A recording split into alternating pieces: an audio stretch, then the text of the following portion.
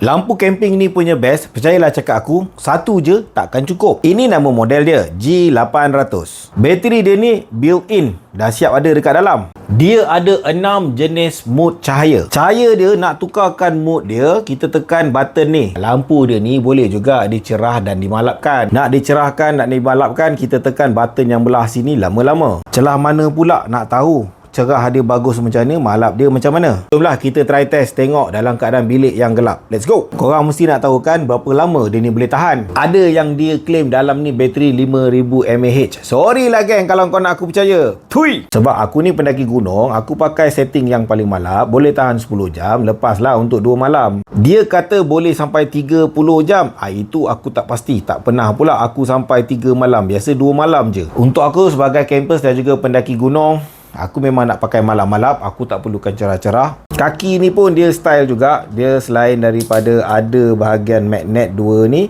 dia ada carabiner untuk digantungkan. Dia ada ruang skru untuk diletakkan kaki yang lain.